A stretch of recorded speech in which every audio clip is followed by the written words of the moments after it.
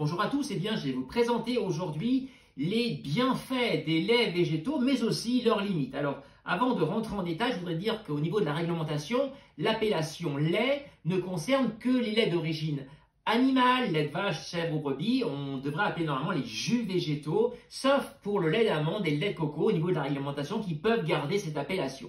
Alors, il y a différentes sources de laits végétaux. Première source, les fruits oléagineux, les amandes, les noisettes. Deuxième source, les céréales, lait de riz, lait d'avoine ou lait d'épeautre, des jus. Et ensuite, le lait de soja.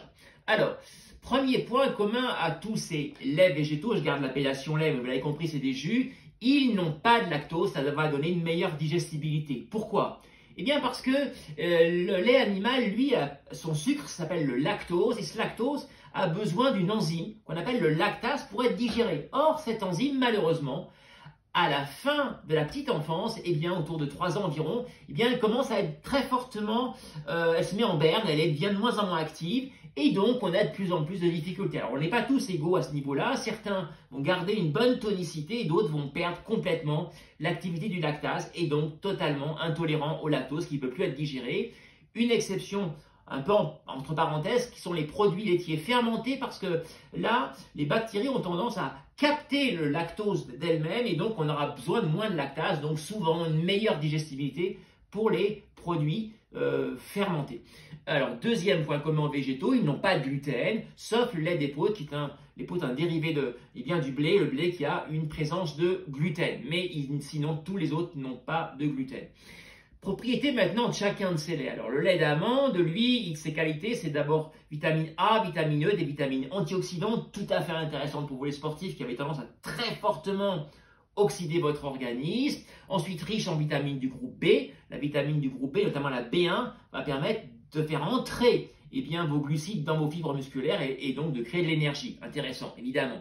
La vitamine D aussi, elle est intéressante parce que, elle va permettre de fixer le calcium, mais je vais y revenir plus spécifiquement sur cette notion de calcium. Le lait d'amande a une très bonne digestibilité parce qu'il a un coefficient de digestibilité, alors je vais y revenir dessus aussi également, qui paraît très faible mais qui est pourtant pas si neutre que ça, 28%, voilà, et surtout il est très faible en phytates, les phytates qui vont perturber l'assimilation du calcium. Les phytates, on les retrouve dans toutes les écorces alors de céréales ou d'oléagineux, et les amandes en ont assez peu, donc c'est intéressant par rapport à la fixation du calcium parce que ces phytates ne sont pas terribles pour cela. Lait de noisette, il est sensiblement identique au lait d'amande, je ne vais pas m'étendre, sauf qu'il a très peu de calcium, mais je vais revenir sur cette notion de calcium. Le lait de riz, lui, sa qualité, c'est d'être très riche en glucides, mais attention, c'est des glucides avec un très fort index glycémique, 85, on est autour de l'index glycémique du sucre, et donc qui risque d'avoir comme effet de provoquer une hyperglycémie, une arrivée massive du sucre dans le sang, et derrière, une rupture, moins de sucre, et donc ce qu'on appelle une hypoglycémie, un manque de sucre en réaction à cette arrivée massive de sucre. Pas tout à fait intéressant pour les efforts d'endurance, notamment consommer du lait de riz pendant un ultra trail, une préparation de lait de riz, c'est pas du tout recommandé. Alors par contre, il a une très bonne teneur en silice qui va permettre la fixation du calcium. Très bon très bon lait pour le calcium, mais je vais revenir dessus. Et puis attention, il a très peu de gras à s'attirer, donc il va falloir compléter si on veut des bonnes graisses. Ça, c'est pas avec le riz qu'on va le trouver, alors qu'on peut le trouver avec les amandes. Le lait d'épeautre, lui, il est riche en vitamine B, D, E, la vitamine E est antioxydante, riche en glucides, mais là par contre, des glucides adaptés aux efforts d'endurance, index glycémique bas, énergie progressive et diffuse, intéressant. Attention, l'épeautre contient du gluten. Donc, difficulté de digestion pour certains. Lait d'avoine, riche en vitamine B, D, E, riche en glucides, les mêmes que le lait précédent, donc intéressant pour les efforts d'endurance. Mais attention, l'avoine est souvent stockée à côté du blé, et le gluten de blé est très volatile et parfois peut contaminer les stockages d'avoine, et donc c'est pas forcément garanti que vous n'ayez pas de gluten, notamment pour les gens qui sont extrêmement intolérants avec la maladie cœliaque, c'est vraiment à éviter. Le lait de soja, on en parle beaucoup, alors lui, ses qualités premières, c'est d'être riche en protéines. Le soja a l'ensemble des acides aminés essentiels, donc tout à fait intéressant, notamment après l'effort. Quand vous avez un besoin de protéines, immédiatement après l'effort, prendre une collation avec du lait de soja, c'est intéressant. Très faible teneur en calcium, il ne faudra pas compter sur lui pour apporter des calciums, assez peu en glucides également. Attention, le soja en lui-même, donc toutes les productions liées au soja, risquent d'avoir des phytoestrogènes qui sont un perturbateur endocrinien. Donc c'est quand même à utiliser avec modération. On ne peut pas prendre du soja matin, midi et soir, voilà, notamment quand on a des problèmes de thyroïde. Le lait de coco, lui, alors sa qualité première, c'est d'être riche en sélénium, qui est un oligoélément tout à fait antioxydant, mais également du cuivre et du zinc, qui sont des antioxydants. Riche en sels minéraux, fer, potassium, phosphore, faible apport en glucides, et attention, malheureusement, je vous en parlerai plus spécifiquement, il est très souvent enrichi avec des éléments dont on n'a pas du tout besoin, notamment des épaississants, comme de l'amidon de riz qui est parfaitement, très difficilement digeste, pardon.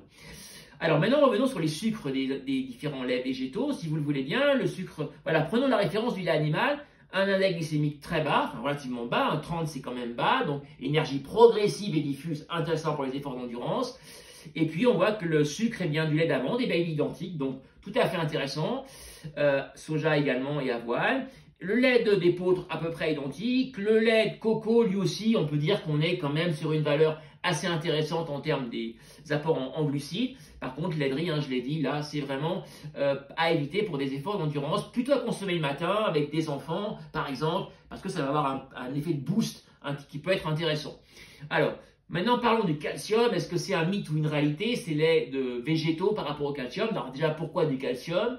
Eh bien, parce que votre os est un tissu vivant qui se dégrade et qui se reforme en permanence, et vous avez besoin de calcium pour fabrication de cet os. Or, s'il y a un déficit de calcium, l'organisme a tendance à le garder pour faire circuler dans le sang. Il y aura un déficit dans les os, et donc au bout du bout, une fragilité osseuse. Alors, comment on va apporter du calcium? Il y a une notion extrêmement importante pour répondre à la question, c'est la biodigestibilité. La biodigestibilité, c'est la capacité d'un micronutriment, alors le calcium, mais le potassium, la vitamine C, à être gardé dans l'organisme. Quand vous prenez un verre de lait, il y a du calcium, mais tout ne va pas dans l'organisme et dans vos os. Une bonne partie, même une très grande partie, part et disparaît, voilà, et donc, enfin disparaît, pas dans les selles, dans les dents, voilà, et donc il ne reste que la biodisponibilité qui va aller, précisément pour le calcium dans les os. Alors, voyons les différentes biodisponibilités, éléments essentiels dans la réflexion en nutrition. Voilà les teneurs en calcium, en milligrammes pour 100 grammes, et la biodisponibilité en pourcentage qui va réellement aller dans vos os.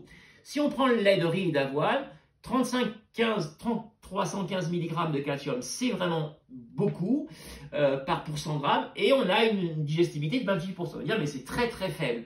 Le lait d'amande, on est un petit peu moins en concentration, on a la même disponibilité. Et là, regardez, eh bien, si je passe au lait de brebis, donc un lait d'origine animale, on est à un peu moins de concentration en calcium, mais une disponibilité meilleure. Alors, suivant les études, parce que là, encore une fois, il n'y a pas consensus, mais on va dire la fourchette entre 33 et 40%. Donc, vous voyez, c'est quand même pas énorme. Quand on me dit le lait est extrêmement supérieur, le lait animal au lait végétaux, bof, c'est quand même pas non plus si flagrant que ça. Le lait de vache et de chèvre, alors là, c'est encore pire. On a une pas très bonne concentration en calcium et une bonne disponibilité, certes, mais globalement, on ne fait pas beaucoup mieux. Voilà. Alors maintenant, très faibles, qui vont pas apporter du tout de calcium, ou très peu, donc il ne faut pas les compter pour cela. Lait d'épeautre, lait de noisette et le lait de soja, ça n'est pas des apports en calcium intéressants. Alors, calcium, attention, c'est indispensable de réfléchir par rapport à la teneur en vitamine D. Vous avez besoin de vitamine D pour fixer le calcium. Alors, la vitamine D, je rappelle, à 80%, elle provient de l'exposition au soleil. Voilà, les rayons UVB vont, en arrivant sur votre peau, par un processus chimique, se transformer, pour faire court, en vitamine D. Attention, moins l'hiver. Et prise de nutrition, 20%. Alors, les poissons gras, comme sardines à l'huile, jaune d'œuf, chocolat, foie, ont de la vitamine D permettant la fixation du calcium. Alors, vous avez environ besoin de 900 mg de calcium par jour. Si on prenait que un seul aliment uniquement pour tout cela, il faudrait 3 à 4 verres de lait de vache ou de chèvre, ou 2 à 3 verres de lait de brebis. Il faudrait 4 à 5 verres de lait d'amande maison, c'est-à-dire avec une très bonne concentration qu'on peut faire à la maison, autour de 25% d'amande pour 1 litre. Par contre, si vous prenez du lait d'amande du commerce, où il y a très peu de concentration, on va le revoir, il vous faudra environ 5 litres. Si on prend 7% d'amande dans 1 litre de lait. Et il vous faudrait 500 g de chou si vous preniez que du chou pour avoir votre calcium. Alors attention, quelques principes de précaution. On va alterner, vous l'avez compris, tous les laits végétaux n'ont pas les mêmes qualités. après effort, lait de soja riche en protéines. Le matin, plutôt lait de riz parce que un index glycémique plus élevé, c'est pas trop dramatique le matin, ça permet de faire un certain boost, notamment pour les enfants. Et puis voilà, un verre de lait, sachez-le, quel que soit le verre de lait végétal, eh bien, ne va pas pouvoir, même animal, ne va pas pouvoir donner votre total en calcium par jour. Principe de précaution, lisez vraiment de grâce ces étiquettes. Lait d'amande, par exemple. Lui, très souvent, vous achetez de l'eau. Parce que regardez ici, un exemple, un fabricant bien connu. Premier ingrédient, je rappelle que les ingrédients, c'est par ordre d'importance sur un tableau, sur une étiquette. Premier ingrédient, de l'eau. Deuxième, on se dirait des amandes. Ben non, c'est du sucre. Troisième ingrédient seulement. Et là, on découvre 3% d'amandes. En gros, là, vous achetez de l'eau. Deuxième chose à éviter dans le lait d'amande, toujours le lait d'amande, et bien quand c'est pas la quantité est très faible, alors là on vous rajoute des émulsifiants, donc qui vraiment servent pratiquement à rien. Enfin, on n'en a pas besoin d'émulsifiants parce que ça fait un bon lait crémeux. Là, on va rajouter du sirop de riz, qui est un des pires sucres en termes d'index glycémique, bio ou pas d'ailleurs, on est en bio donc le sirop de riz est bio, mais index glycémique de 100, on va exploser de la glycémie, pas bon du tout. Alors le lait de riz, lui, eh bien, c'est pas du sucre qu'on met, mais très souvent de l'huile de tournesol, qui est loin d'être la meilleure des huiles, parce qu'il n'y a pas un bon ratio entre les oméga 3 et oméga 6. Donc vous voyez ici, eh bien, on a de l'huile de tournesol et l'huile de tournesol. Donc très souvent, regardez les étiquettes. Lait de coco, alors lui, c'est très souvent de l'amidon de Takleka, parce qu'il faut qu'il soit crémeux, voilà, c'est la tendance. Alors on y met de l'amidon de Takleka, qui est très peu digeste, donc attention, et parfois des arômes, parce qu'il est assez fade, alors on y met des arômes. Voilà. Alors moi maintenant je vous donne une recette facile à faire. Vous prenez 250 g de poudre d'amande bio, vous y rajoutez 1 litre d'eau, vous mélangez. Éventuellement vous pouvez filtrer avec un filtre à café, vous aurez, une fois que vous avez bien mélangé, du lait d'amande, mais l'idéal reste l'extracteur de jus. Parce que là, je vais pouvoir prendre des amandes entières, je vais les réhydrater pendant 24 heures, ça va me permettre de réduire le taux de phytate, de réactiver les enzymes, et ensuite, au bout de 24 heures, je vais les broyer à mon extracteur, je vais les mélanger avec 1 litre d'eau et j'aurai du très bon lait d'amande. Et là, à 25%, puisqu'on a 250 grammes pour 1 litre. Donc, vous voyez, là, on a vraiment du très bon lait d'amande. Écoutez, j'espère avec tout cela vous avoir donné des indications pour faire maintenant votre bon choix de lait végétaux, enfin plutôt de jus.